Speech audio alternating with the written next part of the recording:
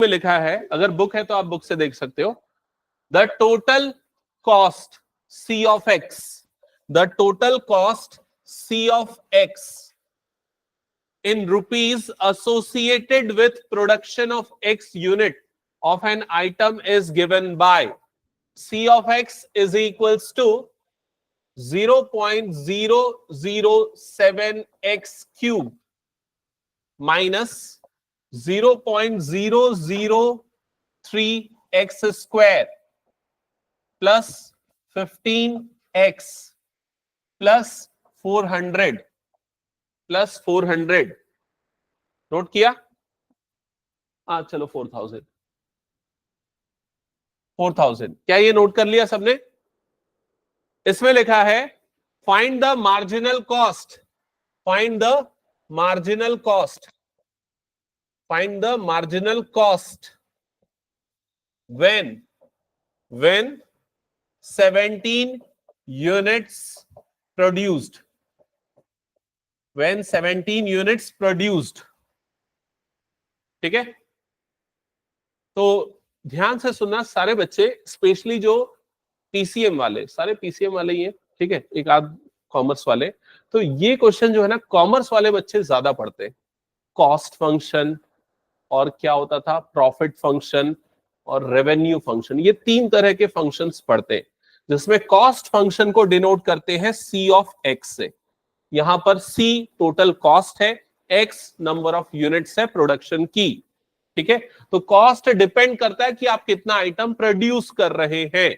उसी तरीके से रेवेन्यू फंक्शन को हम किससे डिनोट करते हैं, R of X से, और वैसे ही प्रॉफिट फंक्शन को किससे डिनोट करते हैं, P of X से। तो ये थोड़ी बहुत चीज आप ये भी जानते होंगे कि जो प्रॉफिट होता है वो कैसे निकलता है, रेवेन्यू माइनस कॉस्ट, तो R of X minus C of X, तो इससे आपको मिल जाता है प्रॉफिट फंक्शन। हालांकि ये एग्जाम में आएगा नहीं आएगा पता नहीं, लेकिन मैंने ये बता दिया कि ये तीन तरह के फंक्शन हो सकते हैं।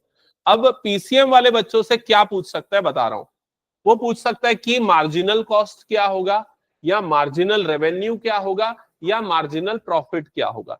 जब भी इन तीनों के सामने मार्जिनल वर्ड लग जाएगा, मतलब आपको समझना है कि इनको क्या करना है, डिफरेंशिएट करना है। तो अगर मार्जिनल कॉस्ट बोला, मतलब कि आपको MC, इससे डिनोट करेंगे MC, that is equal to D by DX of C of X, cost function का डेरिवेटिव। तो कॉस्ट फंक्शन का डेरिवेटिव क्या होगा, इसका डेरिवेटिव क्या होगा, देख के बताओ जल्दी से। 0.007 इंटू 3x स्क्वायर, ऐसे ही हो जाएगा। नेक्स्ट टर्म क्या जाएगा, माइनस 0.003 इंटू 2x प्लस ये कितना हो जाएगा 15। क्या ये क्लियर हो गया? 4000, तो उसका डेरिवेटिव क्या हो जाएगा, 0। ये हो गया मार्जिनल कॉस्ट। अब आपको मार्जिनल कॉस्ट निकालना है, कब निकालना है, व्हेन 17 यूनिट्स आर प्रोड्यूस्ड। जब कितनी यूनिट प्रोड्यूस हो रही है, 17, तो x की जगह पे पुट कर दो 17, दैट्स इट। तो ये हो जाएगा, इनका मल्टीप्लिकेशन कितना आ जाएगा, 0.021 इंटू 17 का स्क्वायर माइनस 0.006 इंटू x की जगह पे 17 आ जाएगा, प्लस ये कितना हो जाएगा 15। जो भी नंबर आ रहा है वो लिख देना, वो हो जाएगा आपका मार्जिनल कॉस्ट। क्लियर हो गया सबको ये?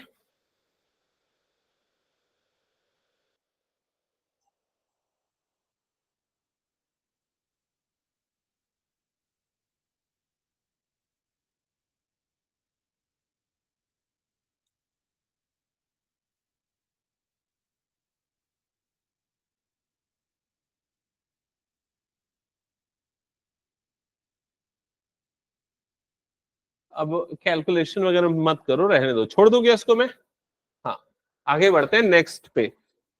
नेक्स्ट क्वेश्चन ये तुम लोग खुद से बनाओगे, मैं क्वेश्चन रीड कर रहा हूं।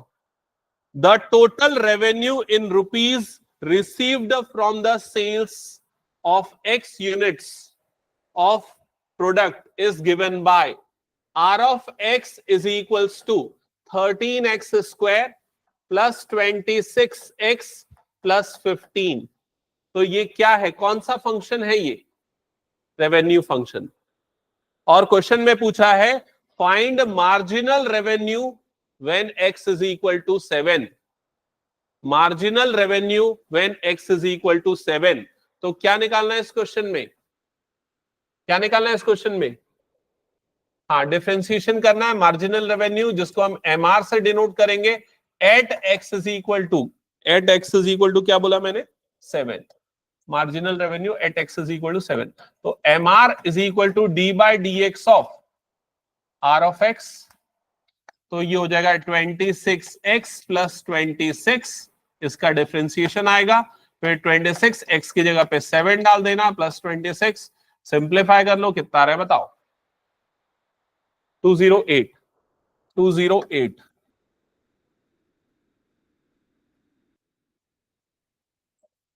आयुष बना लिया क्या ये?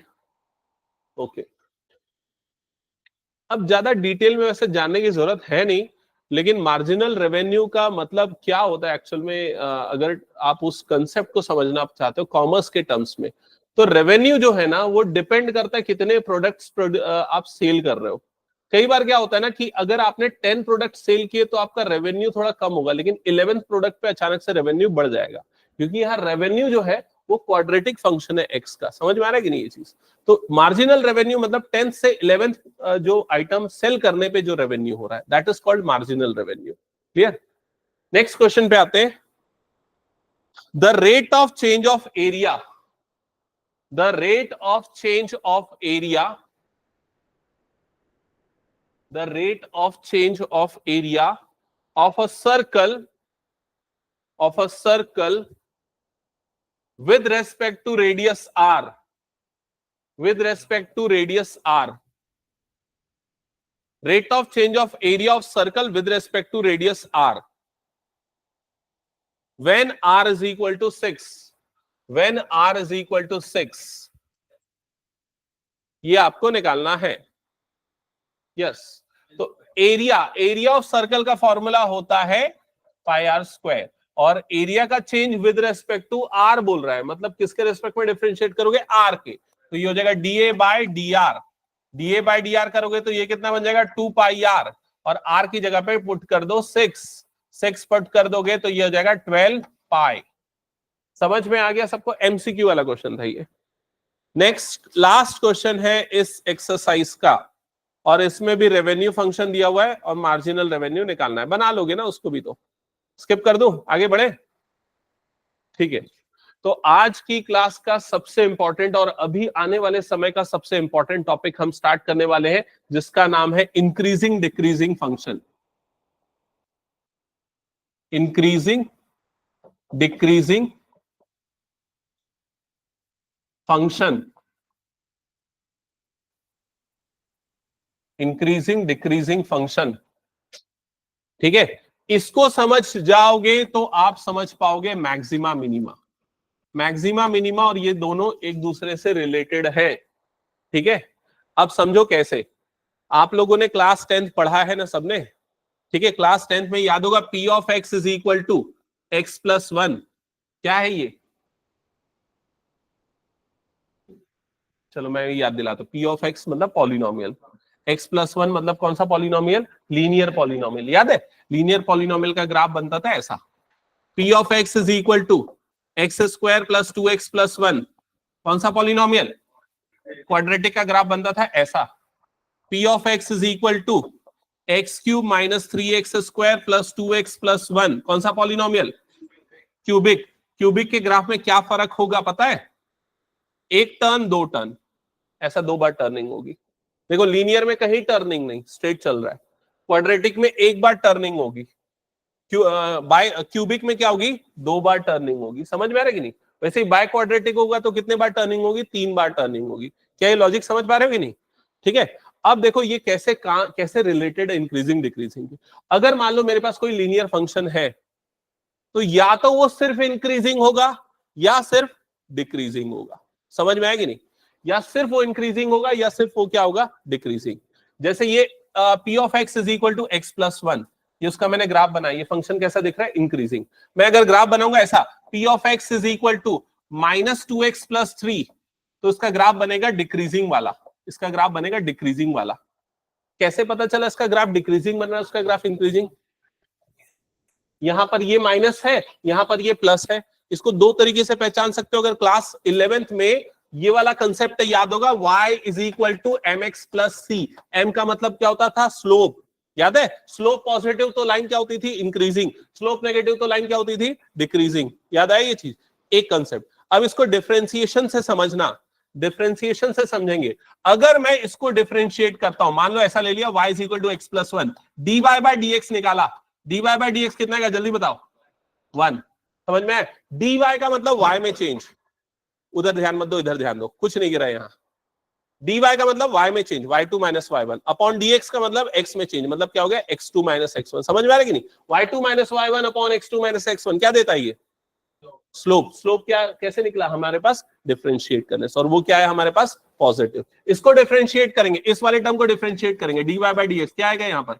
-2। तो स्लोप क्या आ गया यहाँ पर? नेगेटिव। इससे ये समझ गए कि अगर किसी भी फंक्शन को डिफरेंशिएट करेंगे तो हमें क्या मिलेगा? स्लोप। स्लोप पॉजिटिव है तो क्या होगा?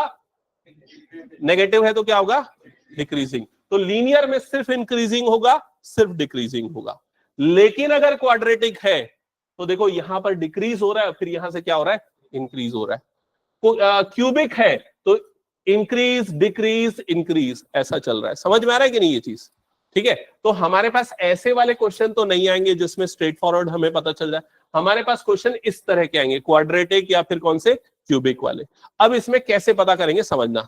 यहां पर ना ये पूरे के पूरे ग्राफ को मैं दो हिस्सों में तोड़ता हूं। एक हिस्सा हो गया जब वो, एक हिस्सा हो गया इधर से लेफ्ट वाला। लेफ्ट में ये पूरा का पूरा क्या हो रहा है? डिक्रीज हो रहा है। ध्यान से सुनना सारे बच्चे, बहुत इंपॉर्टेंट कंसेप्ट है। लेफ्ट में पूरा डिक्रीज हो रहा है तो लेफ्ट में इसका स्लोप क्या है? नेगेटिव।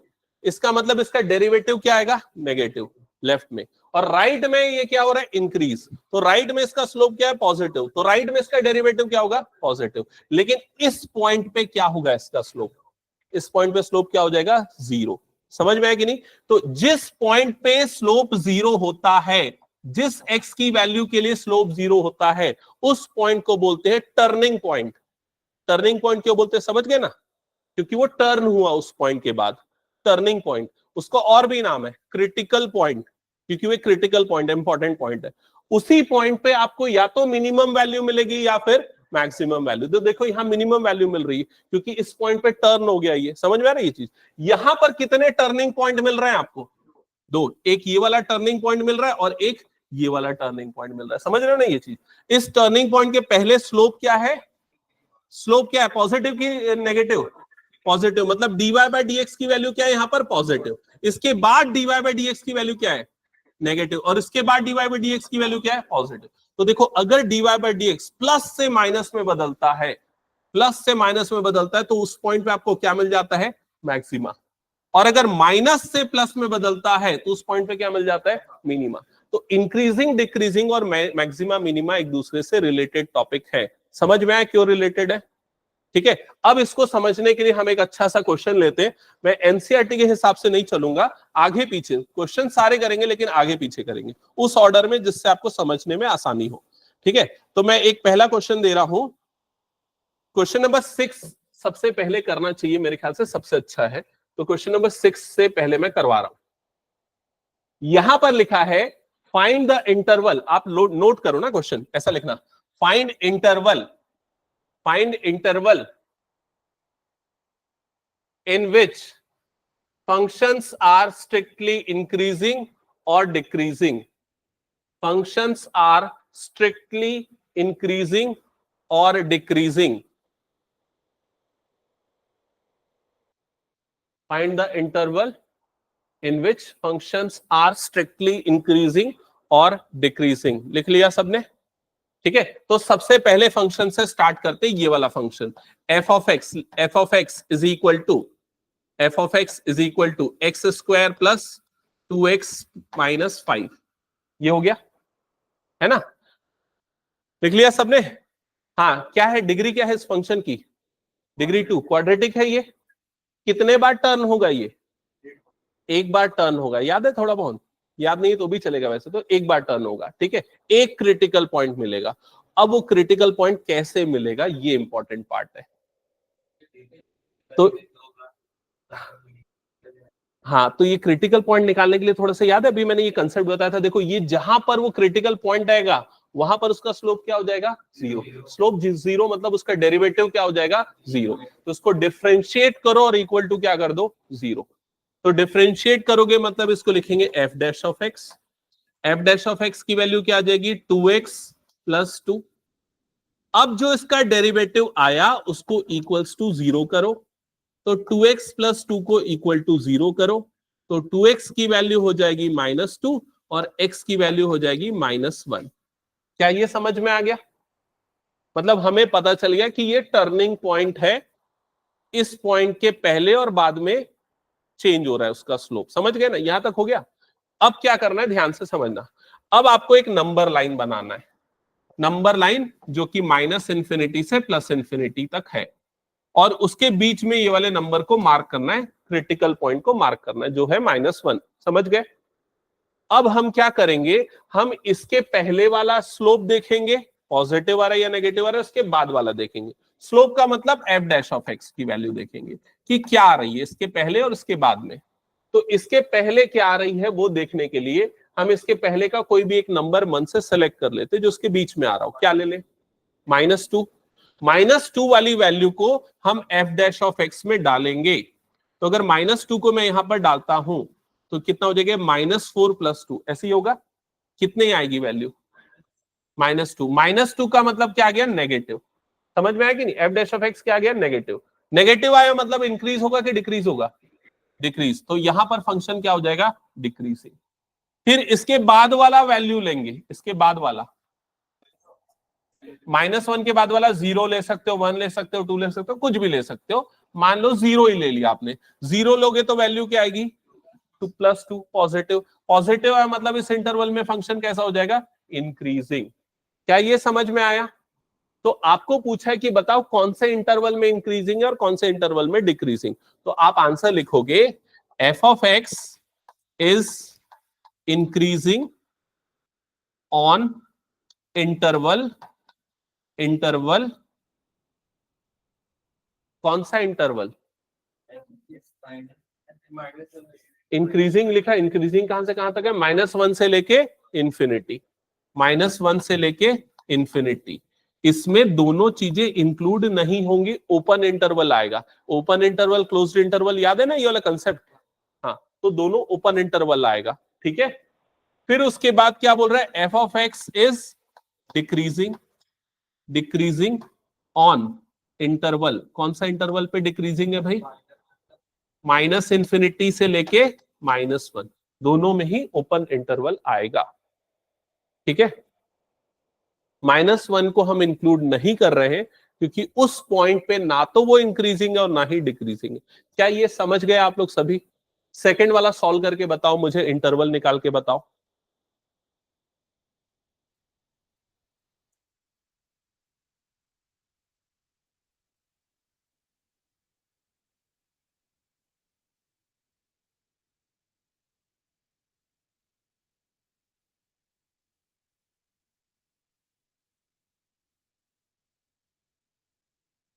सेकंड वाले से तो निकाल लो, क्या है।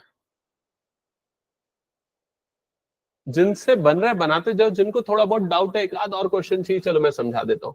शाम्भवी, सबसे पहले लिखो F of X equal to, ये लिखा 10 - 6x - 2x²। क्या ये लिख लिया सबने? अब इसे करो डिफरेंशिएट x के रिस्पेक्ट में, तो आपको मिलेगा एफ डैश ऑफ एक्स। क्या मिलेगा एफ डैश ऑफ एक्स, बताओ थोड़ा। -6 - 4x, ये मिल गया। फिर उसके बाद उसको क्या करना है, इक्वल्स टू 0। फिर एफ डैश ऑफ एक्स को इक्वल्स टू क्या करना है, 0। तो F dash of X equal to 0 मतलब -6 - 4x इज इक्वल टू क्या होगा, 0। जिससे मिलेगी x की वैल्यू, क्या ये x की वैल्यू, -3/2। तो ये -6 उधर गया, तो -4x is equal to +6, x is equal to 6/-4। तो यहां पर x की वैल्यू आ गई -3/2, आ गया x का वैल्यू। अब क्या करना है, इसके बाद नंबर लाइन बनाना है। नंबर लाइन में उस पॉइंट को हाईलाइट करना है, तो ये हो गया माइनस इन्फिनिटी, ये हो गया प्लस इन्फिनिटी, और बीच में आ गया -3/2। ओके, अब -3/2 के पहले का साइन देखना है। यहां पर बच्चे गलती करते, मैं बता रहा हूं इस जगह पे क्या गलती करते बता रहा हूं। इसके पहले एक नंबर सेलेक्ट करने में कई बार गलती कर देते, तो आप ज्यादा गलती ना हो इसलिए बहुत बड़ा नंबर ले लो लेफ्ट की तरफ में। तो लेफ्ट की तरफ में बहुत बड़ा नंबर मतलब -100, समझ गए ना, -100, -100, और उसको कहां पुट करना है वो अगली गलती करते। कहां पुट करना है बताओ, f' यहां पर, तो इसको यहीं पर हाईलाइट करके रख देना ताकि कंफ्यूजन ना हो। कई बार ऊपर वाले में पुट कर देते हैं। f' में -100 डाल दो, तो बताओ प्लस आएगा कि माइनस आएगा। कैलकुलेशन नहीं करना, सिर्फ प्लस या माइनस बताना। प्लस, प्लस आएगा मतलब यहां पर फंक्शन क्या हो जाएगा, इंक्रीजिंग। फिर दूसरे इंटरवल की वैल्यू ले लो।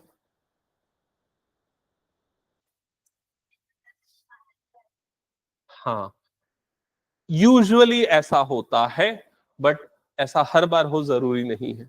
मैं बताऊंगा क्यों थोड़ी देर बाद।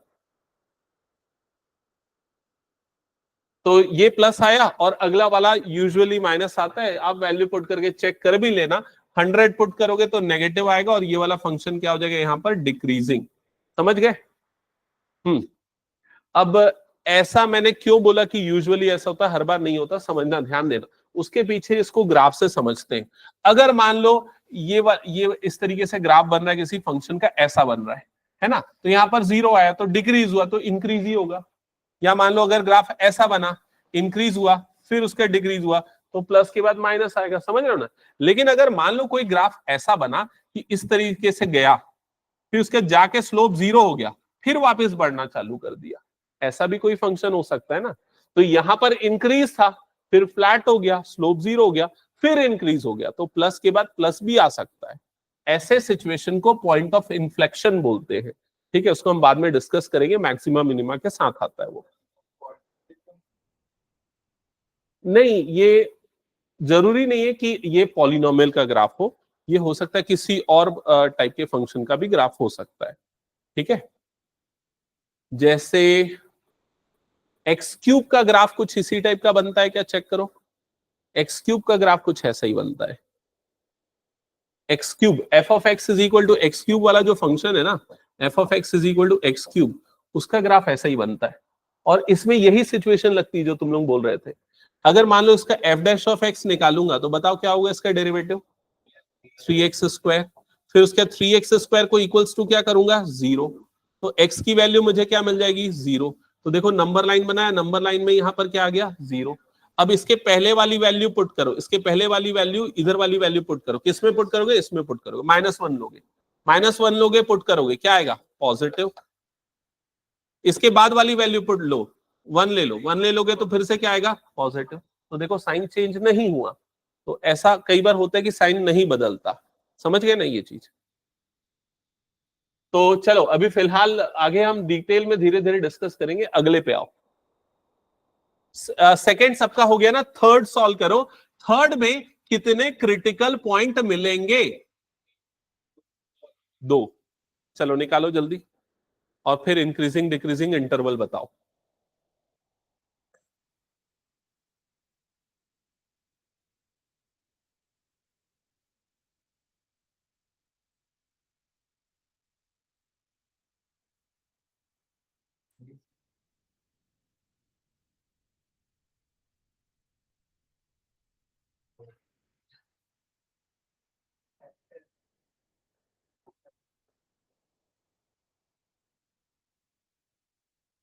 जिनको स्टिल अभी एक आध क्वेश्चन और देखना है देखते चलो, कोई बात नहीं।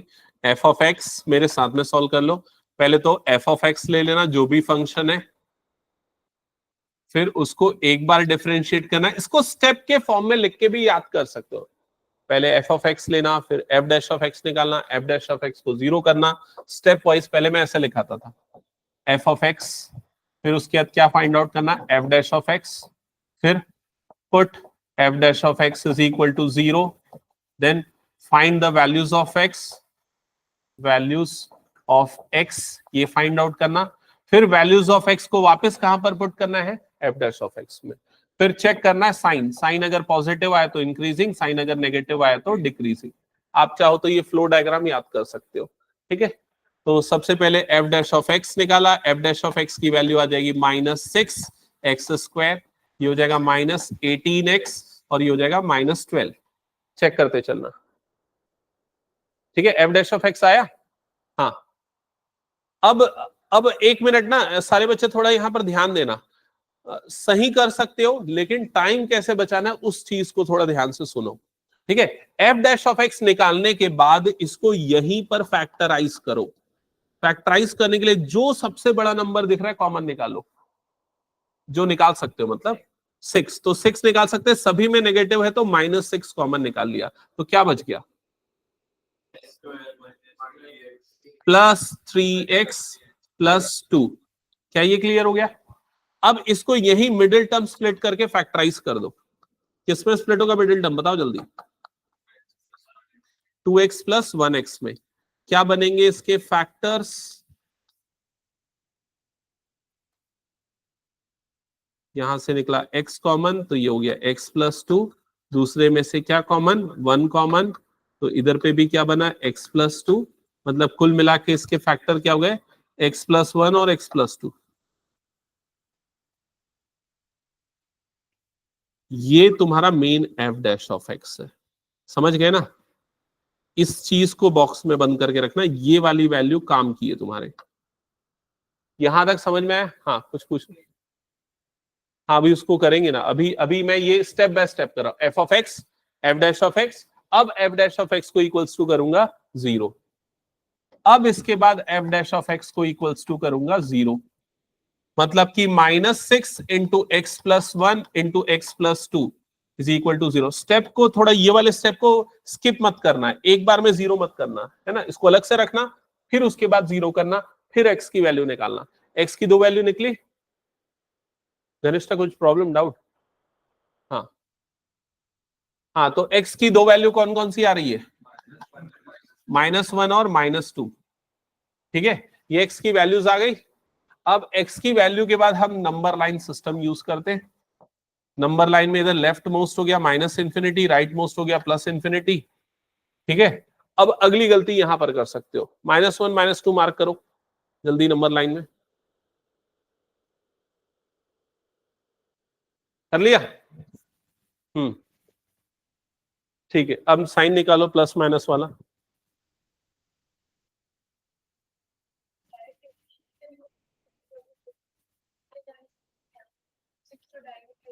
तुम ये बोलना चाह रहे हो यहीं पर हम इक्वल्स टू 0 कर दे, एक्स की वैल्यू निकाल दे।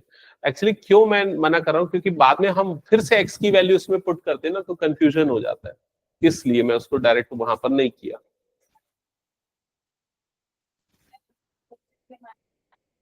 हम्म,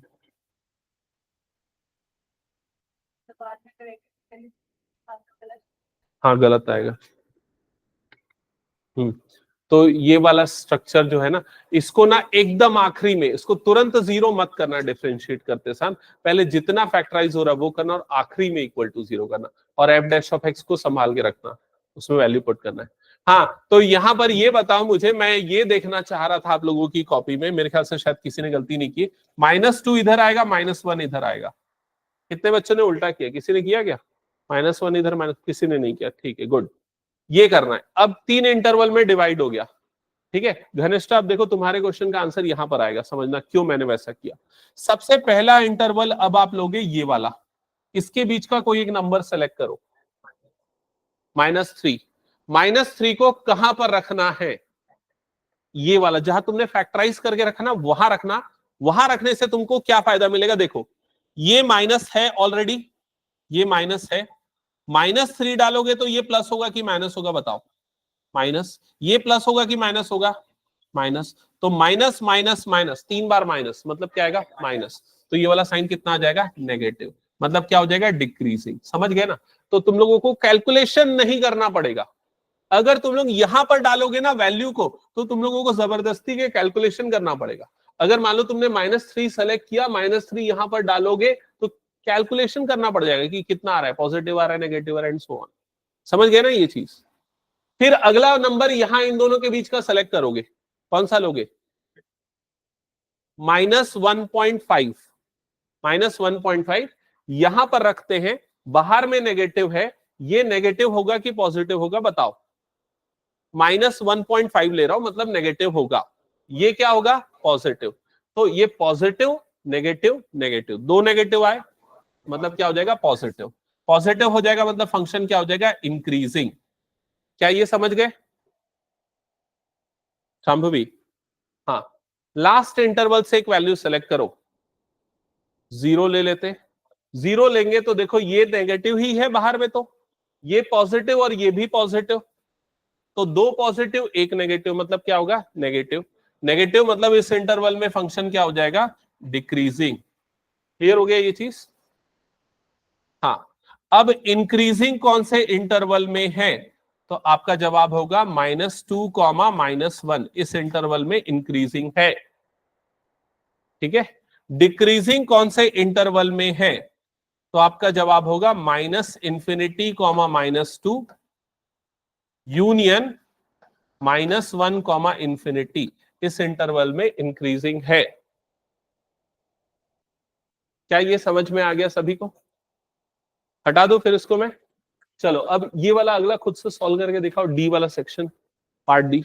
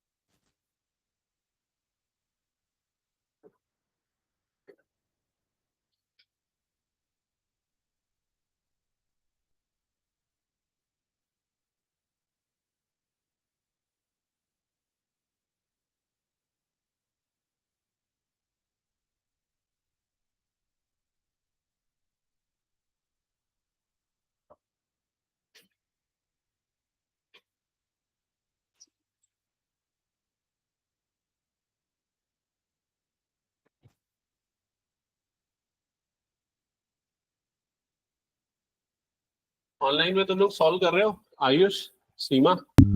यस सर। बन गया डी? हाँ, नेक्स्ट पार्ट ई सॉल्व करना फिर।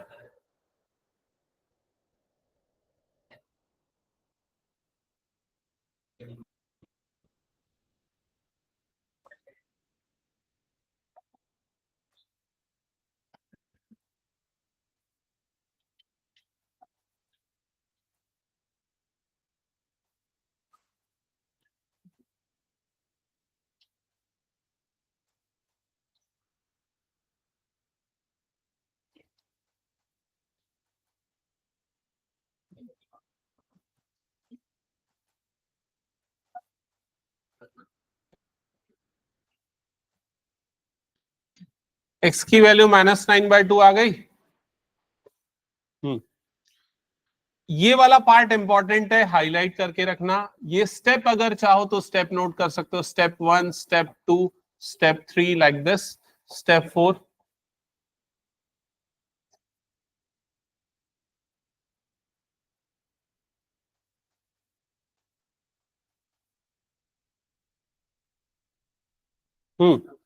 तो सबसे पहले लेफ्ट साइड वाली वैल्यू मतलब 0 पुट करोगे, 0 पुट करोगे, यहां पर 0 रखोगे तो ये पूरा 0, तो वैल्यू कितनी आ गई? माइनस।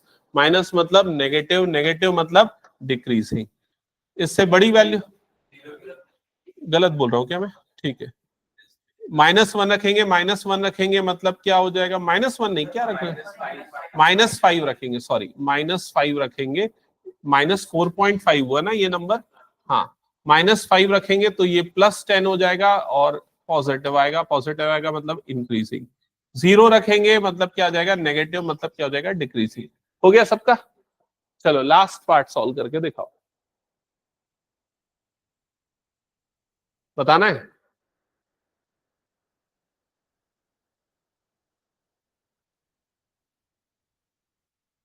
हाँ, प्रोडक्ट रूल।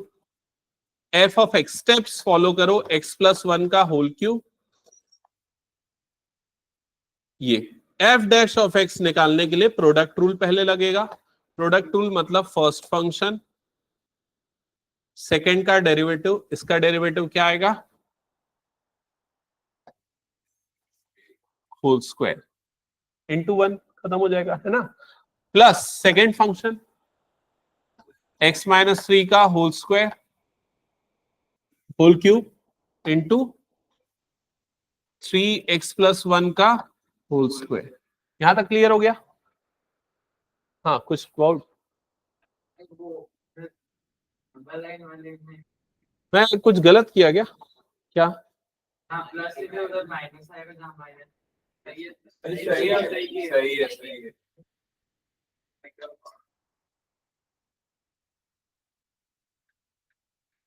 चलो एक बार चेक करता हूँ तेरा क्या गलती हुआ है। हाँ इधर पे ध्यान देना, यहां तक हो गया सबका। फिर उसके बाद देखो कॉमन निकालो, एफ डैश ऑफ एक्स को यही फैक्टराइज करो। तो क्या कॉमन दिख रहा है, थ्री तो कॉमन आएगा ही, और क्या कॉमन आएगा, एक्स प्लस वन आएगा, लेकिन उसकी पावर कितनी आएगी, स्क्वायर। और एक्स माइनस थ्री भी आएगा, उसकी पावर कितनी आएगी, स्क्वायर। तो ब्रैकेट के अंदर क्या बच जाएगा, इधर पे एक्स प्लस वन बचा, प्लस इधर पे क्या बचा। यहां तक हो गया सबका।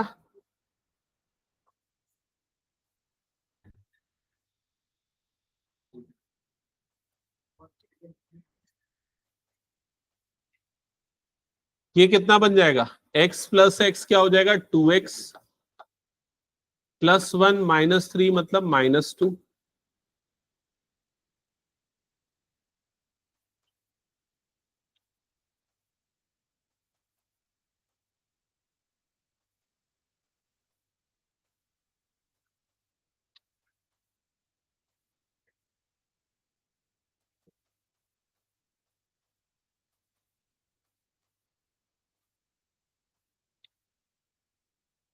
एक बात बताओ, यहां तक सबको समझ में आ गया क्या।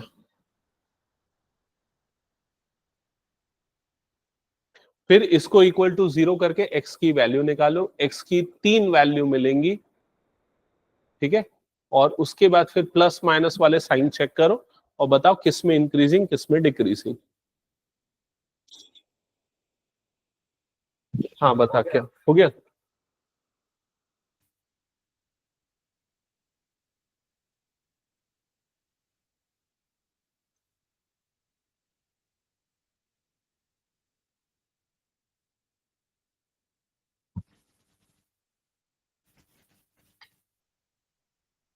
कुछ प्रॉब्लम।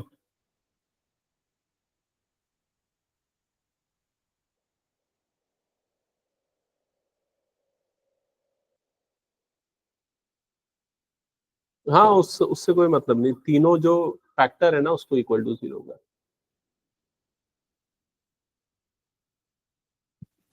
मेरे को क्या बहुत बाद में ये चीज समझ में आई, ठीक है, इसलिए मैं बार बार वो चीज बताता हूँ। देखो ये जैसे ये होता है ना, six into X plus one का whole square into X minus three का whole square into X minus one is equal to zero, इसको इक्वल टू जीरो करते हैं। तो जैसे तू बोले ना सिक्स इधर जाके जीरो हो गया, एक्चुअल में ऐसा नहीं होता है। मैं भी पहले वैसे ही सोचता था, वो डिवाइड नहीं हो रहा है उधर जाके। इसका एक्चुअल में जो मैथमेटिकल अप्रोच है वो ये है कि ये एक दो तीन और चार, ये चार नंबर को मल्टीप्लाई कर रहे हैं और हमको जीरो मिल रहा है, मतलब चारों में से कोई एक नंबर जीरो है। तो सिक्स तो जीरो है नहीं, इसलिए उसको छोड़ देते। फिर या तो ये जीरो होगा, तो इसको एक बार जीरो करके देखते हैं, एक्स प्लस वन का whole square equal to zero, तो मतलब एक्स प्लस वन की वैल्यू क्या हो गई, जीरो, और एक्स की वैल्यू कितनी आ गई, माइनस वन। तो ये उसके पीछे का लॉजिक है, समझा ये चीज। ठीक है, तो सिक्स उधर जाके जीरो नहीं हुआ, सिक्स कहीं नहीं गया, सिक्स वही है, लेकिन एक्चुअल में ये तीन में से कोई एक नंबर जीरो होगा, इस वजह से ये वाली वैल्यू क्या आ रही है, जीरो, या तीनों वैल्यू जीरो। हाँ भेज सकते हैं, मतलब समझने के लिए वो बिल्कुल सही है।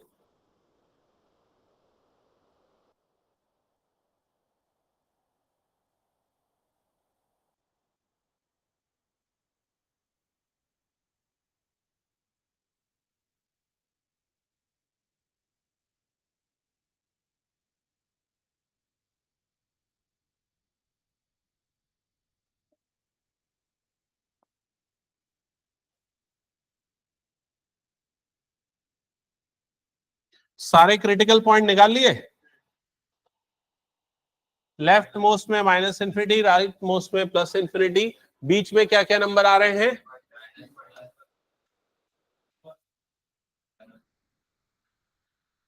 एक मिनट, -1 1 3 ऐसे ही आ रहा है ना? चेक करना एक बार आ रहा है। ये x-3 है ना? हाँ, ये आ गया। अब इसके बाद इस इंटरवल की वैल्यू क्या सेलेक्ट कर रहे हो?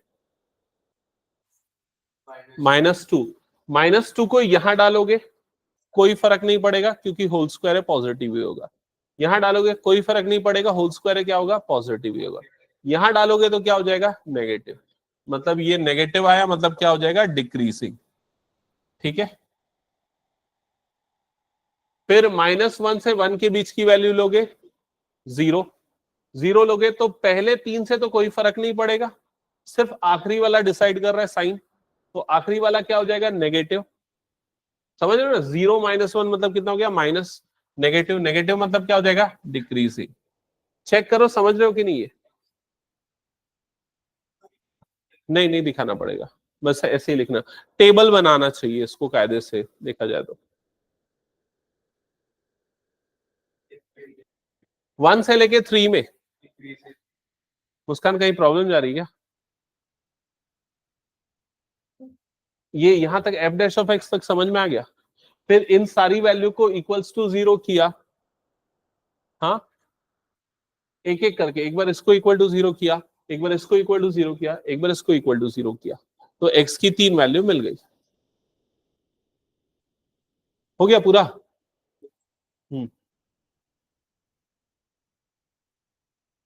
तो 1 से 3 के बीच में, 1 से 3 के बीच में नंबर ले लेते हैं 2। 2 ले लेंगे तो ये क्या हो जाएगा? पॉजिटिव। ये समझ रहे हो ना? सिर्फ यही यही टर्म साइन डिसाइड कर रही है, बाकी सब में तो प्लस ही आने वाला है। तो 2 रखने पे ये पॉजिटिव होगा, मतलब ये आ गया पॉजिटिव। पॉजिटिव मतलब फंक्शन क्या हो जाएगा? इंक्रीजिंग। और फिर 3 से बड़ा नंबर रखोगे तो भी ये क्या होगा? पॉजिटिव, तो फंक्शन क्या हो जाएगा? इंक्रीजिंग। समझ गए ना ये चीज?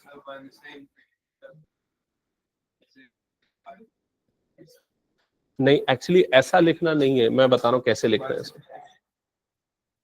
बता रहा हूँ, जस्ट अ सेकेंड। हाँ, यूनियन करके। सुनो, इधर ध्यान देना। अब अगर आपको आंसर लिखना है तो लिखोगे इंक्रीजिंग है। कौन से इंटरवल पे इंक्रीजिंग है? 1,3 यूनियन 3,इंफिनिटी। हम ऐसा क्यों नहीं लिख सकते 1,इंफिनिटी? कारण बताओ, ये क्यों गलत है और ये क्यों सही है? क्योंकि 3 पे उसका स्लोप क्या हो जा रहा है? 0। तो 3 पे वो नाइदर इंक्रीजिंग नॉर डिक्रीजिंग। और यहां एक वर्ड यूज किया है, क्या वर्ड है? स्ट्रिक्टली इंक्रीजिंग, मतलब वो इंक्रीज होना चाहिए, स्ट्रिक्टली इंक्रीज होना चाहिए, वो 0 भी नहीं होना चाहिए। समझ गए ना ये चीज? इसलिए हम ये वाला नहीं लेंगे। हाँ हाँ हाँ हाँ हाँ, बिल्कुल वो भी लिख सकते हो, सही बोल रहा है ये। आप ऐसा लिख के, आप ऐसा लिख के क्या लिख सकते हो यहां पर? माइनस, माइनस, और इधर पे ऐसा लिख सकते हो 3। ये भी सही है, ये भी सही है। समझ गए ना ये चीज? हाँ, और डिक्रीजिंग कौन सा इंटरवल पे डिक्रीजिंग हो जाएगा? ये -इन्फिनिटी कॉमा -1 यूनियन -1,1। क्या ये समझ में आ गया कंसेप्ट पूरा, इंक्रीजिंग डिक्रीजिंग? चलो अब नेक्स्ट क्वेश्चन लेते हैं। ये सबसे इंपॉर्टेंट मुझे यही लगा कि इससे सारे कंसेप्ट क्लियर हो जाते हैं। अब आप 1 2 3 से आराम से बना सकते हो। अब जैसे ये क्वेश्चन है 1, क्या लिखा है पढ़ो। शो करना है, मतलब बताना है, प्रूफ करना है। क्या प्रूफ करना है? कि ये हमेशा क्या होगा? इंक्रीजिंग होगा। तो भाई इसको डिफरेंशिएट कर दो, एफ डैश ऑफ एक्स निकाल दो। तो एफ डैश ऑफ एक्स की वैल्यू कितनी आएगी? 3। अब ये कभी नेगेटिव होगा क्या? हमेशा इसकी वैल्यू 3 ही रहेगी, हमेशा इसकी वैल्यू पॉजिटिव ही रहेगी, चाहे एक्स की वैल्यू कुछ भी डाल दो। समझ रहे हो जो मैं बोल रहा हूं? इसका मतलब for all values of x it is increasing. ठीक है, आप लिखोगे for all x belongs to capital R, f of x is increasing। ठीक है, हालांकि ऐसे क्वेश्चन इतने नहीं आएंगे। ठीक है, चलो नेक्स्ट क्वेश्चन पे आते हैं। क्या लिखा है, पढ़ो। Show that function F of X is equal to E raise to power 2x is increasing on R. तो इसमें जो काम की चीज है वो है ई रेज टू पावर 2x। ये फंक्शन क्या होता है, इसका ग्राफ क्या होता है, कैसा दिखता है, सिर्फ ये चीज ध्यान से सुनो और समझो। ई रेज टू पावर एक्स वाले फंक्शन को बोलते हैं एक्सपोनेंशियल फंक्शन। एक्सपोनेंशियल फंक्शन जो है उसका ग्राफ ऐसा बनता है, ड्रॉ करके रखना, काम आएगा तुम लोगों के। उसका ग्राफ बनता है इस तरीके का, ऐसा। E raise to power X हो या E raise to power A X हो, जो भी हो, इसका ग्राफ ऐसा बनेगा। ए कुछ भी आ सकता है उसकी जगह पे, समझ गए ना ये चीज। अब अगर इसके ग्राफ को ध्यान से देखोगे ना, तो यहां पर ये वाली वैल्यू जो है इधर पे जाने के बाद क्या होती है, 0 होती है। ठीक है, और इधर पे जाने के बाद वो एक्सपोनेंशियली इंक्रीज होती है। समझ गए ये चीज। ठीक है, तो साफ तौर पे देख रहा है ये फंक्शन कैसा है, इंक्रीजिंग फंक्शन है। अब इसमें मैं क्या काम की चीज बता रहा था, अगर मान लो ये इसके एक्सपोनेंट में नेगेटिव आ जाए, कुछ E raise to power minus A X आ जाए, अगर कभी ऐसा फंक्शन आ जाए तो उसका ग्राफ जस्ट उल्टा हो जाता है, पलट जाता है, वो ऐसा गिरने लग जाता है। तो ऐसे फंक्शन को क्या बोलते हैं, एक्सपोनेंशियली डिक्रीजिंग फंक्शन। ये है एक्सपोनेंशियली इंक्रीजिंग फंक्शन और ये है एक्सपोनेंशियली डिक्रीजिंग फंक्शन। तो ध्यान में रखना, अगर उसके पावर में नेगेटिव है तो डिक्रीजिंग हो जाएगा, पावर में पॉजिटिव है तो क्या हो जाएगा, इंक्रीजिंग हो जाएगा। ये छोटे छोटे एमसीक्यू में पूछ सकता है। ठीक है, अब मैं अगर आपसे ये पूछूं, क्या E raise to power A X की वैल्यू और E raise to power minus A X की वैल्यू, इन दोनों में से किसकी वैल्यू पॉजिटिव होगी और किसकी वैल्यू नेगेटिव होगी? ऊपर वाले की पॉजिटिव होगी, नीचे वाले की पॉजिटिव होगी। दोनों की वैल्यू पॉजिटिव होगी। क्यों दोनों की वैल्यू पॉजिटिव होगी? क्योंकि दोनों के दोनों एक्स एक्सिस के तो ऊपर बन रहे हैं ना, तो दोनों की वैल्यू क्या होगी, पॉजिटिव। लेकिन ये फंक्शन कैसा है, इंक्रीजिंग, और ये फंक्शन कैसा है, डिक्रीजिंग। समझ में आ रहा है ना, दिमाग में वैल्यू क्लियर हो रही ना? वैल्यू आपको दोनों की पॉजिटिव मिलेगी, लेकिन ये वाला इंक्रीज होगा और ये वाला क्या होगा, डिक्रीज होगा। ओके, मैं ये नहीं बोला दोनों इंक्रीज होगा, मैंने बोला दोनों की वैल्यू पॉजिटिव होगी। अगर मैं फंक्शन ये वाला लेता हूं या फंक्शन ये वाला लेता हूं, फंक्शन दोनों केस में पॉजिटिव है, लेकिन फंक्शन का डेरिवेटिव, ध्यान से सुनो मेरी बात, ये फंक्शन का derivative F dash of X की वैल्यू यहां पर क्या आएगी, एफ डैश ऑफ एक्स की value E raise to power A X into A, यही आएगी ना। दूसरे वाले में एफ डैश ऑफ एक्स की वैल्यू क्या आएगी, E raise to power minus A X into minus A. समझ में आएगी नहीं? तो यहां पर डेरिवेटिव अभी भी पॉजिटिव आ रहा है, लेकिन यहां पर डेरिवेटिव क्या आएगा, नेगेटिव। डेरिवेटिव नेगेटिव मतलब क्या हो जाएगा, डिक्रीजिंग। समझ में आ गया ये चीज? ये जो मैं कंसेप्ट बता रहा हूं, ये इससे ज्यादा नंबर का क्वेश्चन नहीं, असर्शन रीजन हो गया, एमसीक्यू हो गया, कॉम्पिटिटिव के क्वेश्चन हो गए, वो बनेंगे इससे। ठीक है, हटा दो इसको फिर मैं। चलो नेक्स्ट, नहीं अभी रुक जा, इंपॉर्टेंट है ये ट्रिग्नोमेट्रिक, हाँ इसके बाद भले चले जाना। ये बहुत इंपॉर्टेंट है, लिखो जल्दी से। ये function F of X is equal to sine X, और शो दैट नहीं है ये, इसके बाद का मैं सारा का सारा शो दैट ऑप्शन हटा देता हूं, ये सब हटा दिया मैंने, लिख लिया F of X is equal to sine X. अब क्वेश्चन है find the interval, find the interval in which f of x is increasing and decreasing। आपको इंटरवल निकालना है कि किसमें इंक्रीजिंग है किसमें डिक्रीजिंग है। तो क्या बिना डिफरेंशिएट किए आप बता सकते हो? नहीं, उस तरीके से नहीं, कुछ और तरीका मैं चाह रहा हूं, बिना डिफरेंशिएट के। क्या आपने कभी साइन एक्स को देखा है? देखा है कि नहीं साइन एक्स को? ये है साइन एक्स, है ना? ये हो गया 0, ये कितना हो गया, पाई बाय 2, ये कितना हो गया, पाई, और ये कितना हो गया, 3 पाई बाय 2, और ये क्या हो गया, 2 पाई। समझ में आएगी नहीं ये चीज? अब क्या बता सकते हो कहाँ इंक्रीजिंग है कहाँ डिक्रीजिंग है? कहाँ इंक्रीजिंग है बताओ? 0 से pi by 2 increasing, pi by 2 से 3 pi by 2 decreasing, 3 pi by 2 से 2 पाई इंक्रीजिंग। आपको पता है, अगर शो दैट में नहीं पूछता तो भी आपको आंसर पता होना चाहिए। ठीक है, अब कैसे शो करना है उस चीज पे आते। तो शो करने के लिए हम सबसे पहले एफ डैश ऑफ एक्स निकालेंगे, जिसकी वैल्यू क्या हो जाएगी? साइन एक्स का डेरिवेटिव क्या हो जाएगा? Cos x. क्या यहां तक क्लियर हो गया? फिर उसके बाद हम एफ डैश ऑफ एक्स को इक्वल्स टू क्या करते हैं? 0। तो यहां पर cos x को इक्वल्स टू क्या करेंगे? 0। cos x को 0 करेंगे। अब निकालेंगे x की वैल्यू। यहां तक आए ना? आराम से और अच्छे से और ध्यान से सुनना। x की वैल्यू निकालेंगे। x की कितनी वैल्यू मिलेगी? सिर्फ 1 2 3 4 कितनी? बहुत सारी वैल्यू मिलेगी। बहुत सारी वैल्यू पे cos x 0 आता है। सबसे पहले कब आता है? पाई बाय 2 पे। फिर कब आता है? 3 पाई बाय 2 पे। फिर कब आता है? 5 पाई बाय 2 पे। ऐसे बहुत सारी वैल्यू पे आती है। तो क्या बहुत सारी नहीं निकालना है हमें? हमें सिर्फ और सिर्फ कौन सा इंटरवल यहां पर चेक करना है? 0 से लेके 2 पाई का। समझ गए? तो इसका मतलब एक दिमाग में एक चीज डाल दो, कभी भी ट्रिग्नोमेट्रिक फंक्शन आएगा तो इंटरवल कौन सा होगा? 0 से लेके 2 पाई। अलजेब्रिक है तो कहां से कहां तक होगा? माइनस इंफिनिटी से लेके प्लस इंफिनिटी। क्लियर हो गया ये चीज? तो 0 से 2 पाई के बीच में वो वैल्यू बताओ जब cos x 0 होता है।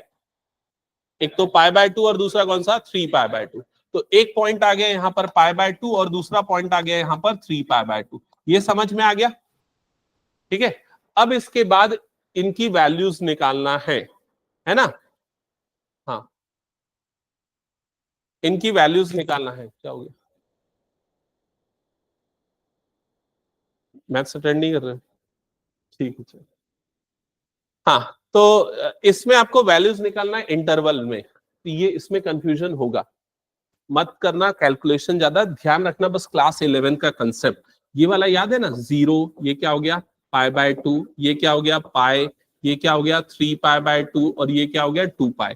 याद है ना? फर्स्ट क्वाड्रेंट में कितने पॉजिटिव होते?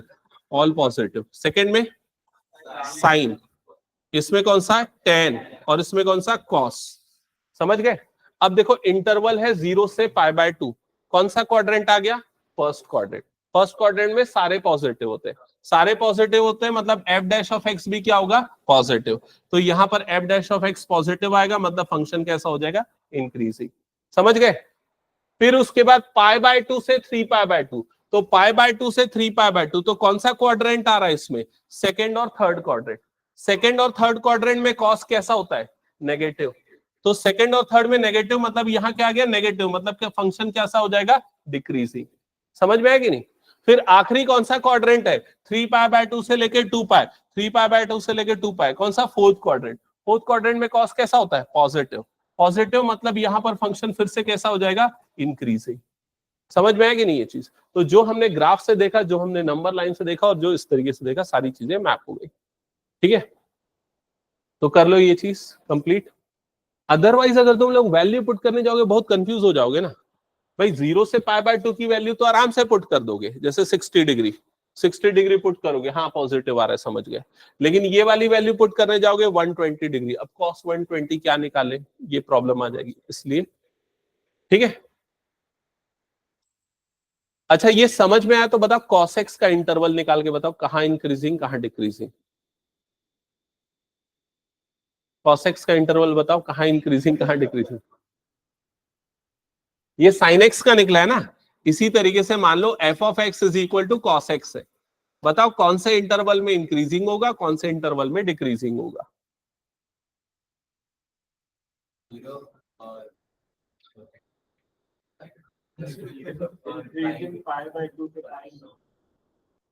इंक्रीजिंग, गलत बोल रहे हैं शायद।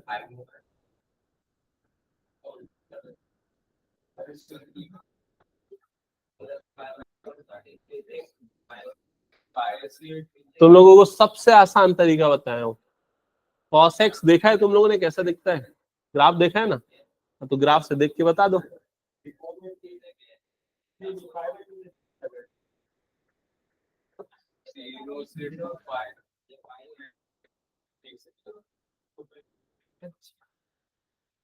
कॉस का ग्राफ याद आया कि नहीं आया? ये कॉस का ग्राफ ऐसा होता है, 0, ये क्या होता है π/2, ये कितना होता है पाई, ये कितना होता है 3π/2, और ये कितना होता है 2π। अब बताओ किसमें इंक्रीजिंग? पाई से लेके 2π में ये क्या है इंक्रीजिंग, 0 से π/2 में क्या है डिक्रीजिंग। समझ में आया कि नहीं आया? ठीक है, अगर सिर्फ ग्राफ देख के पहचान रहे हो, डिफरेंशिएट करके पहचान रहे हो, तो ये वाला तरीका समझ गए ना कैसे करना है? हाँ नहीं नहीं, अगर मान लो एमसीक्यू में पूछा तो ये तरीका काम आएगा जो मैं अभी बताया, लेकिन सब्जेक्टिव में पूछा तो ये तरीका फॉलो करना पड़ेगा जो मैं बताया।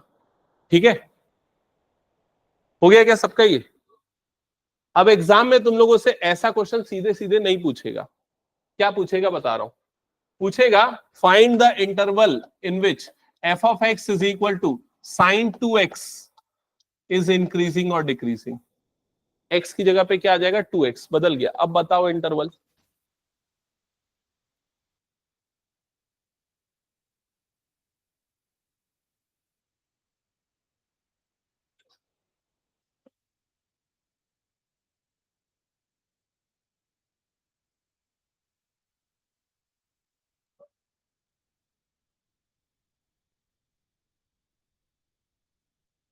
नहीं आ रहा है समझ में? ये आ रहा है लेकिन समझ में नहीं आ रहा है कि बनाना कैसे, ऐसा हो रहा है क्या? चलो ठीक है, कोई बात नहीं। ये लास्ट क्वेश्चन मैं बताता हूँ, स्टिल अगर इसके बाद नहीं आया तो हम अगली क्लास में इसको ठीक से देखेंगे। ठीक है, सुनो स्टेप बाय स्टेप, मैं ज्यादा कंसेप्ट नहीं बताता, सिर्फ स्टेप बताता हूँ। ठीक है, स्टेप नंबर 1 डिफरेंशिएट करना, एफ डैश ऑफ एक्स निकालना। क्या आएगा 2 cos 2x, यही आएगा। Step number 2 F dash of X को इक्वल्स टू 0 करना, तो 2 cos 2x is equal to 0, cos 2x is equals to 0। फिर x की वैल्यू निकालना, लेकिन x की कितनी वैल्यू निकालनी? वो जो किसके बीच में है, 0 से लेके 2π के बीच में। ठीक है, तो ध्यान से समझना, अगर 2x इज इक्वल टू 0 है, cos 2x 0 है, तो 2x की वैल्यू या तो π/2 होगी, या फिर 3π/2 होगी, या फिर 5π/2 होगी, या फिर 7π/2 होगी, या फिर 8, या फिर 9π/2 होगी, या फिर 11π/2। ऐसे बहुत सारी वैल्यू आ रही है, लेकिन हम कितनी वैल्यू तक लेंगे? हम उन वैल्यू तक लेंगे जिसमें x किसके बीच में आए, 0 से लेके 2π के बीच में। किसकी वैल्यू 0 से 2π के बीच में? x की वैल्यू। अगर मान लो मैं ये लेता हूं 2x इज इक्वल टू π/2 लेता हूं, तो x की वैल्यू कितनी आएगी बताओ? π/4।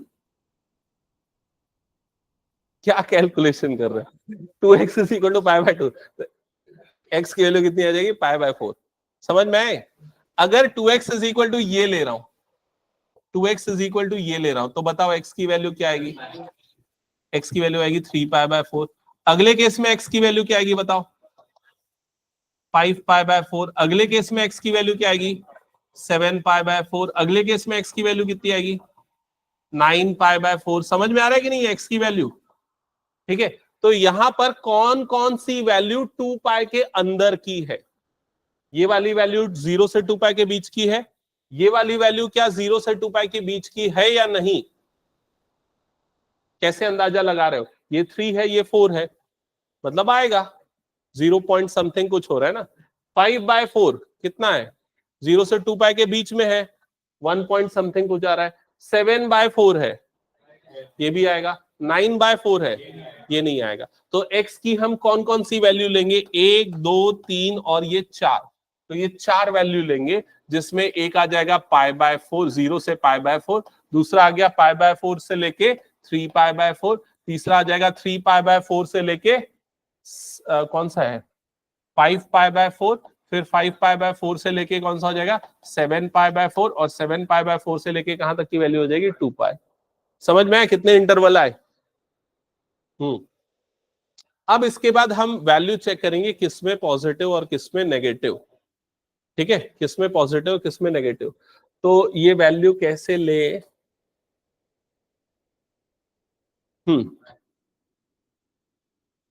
यहां तक हो गया, समझ में है ना? अब ध्यान से समझना, यहां x की वैल्यू इस इंटरवल में, x की वैल्यू किसके बीच में, 0 से लेके π/4 के बीच में, x की वैल्यू ना इसके बीच में। तो 2x की वैल्यू किसके बीच में होगी, इसका डबल कर दो, 0 का डबल क्या हो गया 0, π/4 का डबल कितना हो गया π/2। तो 2x की वैल्यू 0 से π/2, 0 से π/2 मतलब फर्स्ट क्वाड्रेंट, समझ गए ना? 2x की वैल्यू किस में आ रही है, फर्स्ट क्वाड्रेंट। तो 2x अगर फर्स्ट क्वाड्रेंट में है तो ये फर्स्ट क्वाड्रेंट में है, ये फर्स्ट क्वाड्रेंट में है, तो cos x की वैल्यू फर्स्ट क्वाड्रेंट में क्या होती है, पॉजिटिव। मतलब ये पॉजिटिव आएगा, मतलब f डैश ऑफ x क्या आएगा, पॉजिटिव। यहां पर समझ में है ना कैसे निकाला मैंने ये? सेकेंड इंटरवल की बात करें, सेकेंड इंटरवल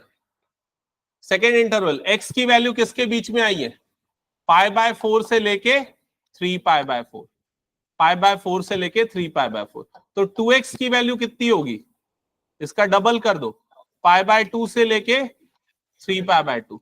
कौन सा क्वाड्रेंट है, π/2 से 3π/2? π/2 देखो, ये π/2 और 3π/2 जस्ट नीचे आता है, सेकेंड और थर्ड क्वाड्रेंट। सेकेंड और थर्ड क्वाड्रेंट में ये क्या होता है, नेगेटिव। ये नेगेटिव होता है, मतलब कि इन दोनों में, इसमें इसमें ये क्या हो जाएगा, डिक्रीजिंग। ये नेगेटिव है, मतलब क्या हो जाएगा, डिक्रीजिंग। समझ में आ गया ना ये चीज? अगला इंटरवल 3π से 4π, ये वाला बताओ। ये x की वैल्यू यहां पर 3π/4 से लेके किसके बीच में है, 5π/4 के बीच में है। डबल करो इसका, 3π/2 से लेके 5π/2, 5π/2। हाँ, तो ये 3π/2 और 5π/2 कहां कहां तक आ रहा है, थोड़ा याद करके बताओ तो। 3π/2 तो आपको पता है कहां पर होता है एंगल, 3π/2 वाला एंगल इधर पे होता है। 5π/2 अंदाजे में बताओ कितना होता है, फर्स्ट क्वाड्रेंट में आता है ना, फर्स्ट क्वाड्रेंट में, मतलब ये दोनों क्वाड्रेंट हो गए, ये दोनों क्वाड्रेंट में कॉस क्या होता है, पॉजिटिव। पॉजिटिव होता है, मतलब ये पूरा पॉजिटिव आया, मतलब ये पॉजिटिव, मतलब फंक्शन कैसा हो जाएगा, इंक्रीजिंग। समझ रहे हो ना? फिर वैसे ही अकॉर्डिंगली बाकी सारे भी निकाल सकते हो, ठीक है? हाँ, फिर वो अल्टरनेट चलते जाएगा ही थे, ठीक है? तो इस तरह के क्वेश्चन आएंगे, अगर एंगल बदलेगा तो अकॉर्डिंगली ये वाली वैल्यूज बदलेंगी, ठीक है? अगली क्लास में हम सिर्फ और सिर्फ क्वेश्चंस करेंगे और कोशिश करेंगे कि ज्यादातर क्वेश्चंस कंप्लीट कर दे इस कैटेगरी के, ताकि मैक्सिमम मिनिमम पे पहुंच पाए। अगर प्रायोरिटी देखी जाए तो सबसे इंपॉर्टेंट है इसमें मैक्सिमम मिनिमम, सेकंड प्रायोरिटी आती है इंक्रीजिंग डिक्रीजिंग पे, और लास्ट प्रायोरिटी है रेट ऑफ चेंज वाला, जो हमने पिछली क्लास में और आज स्टार्टिंग में किया। क्या बोल रहे हैं?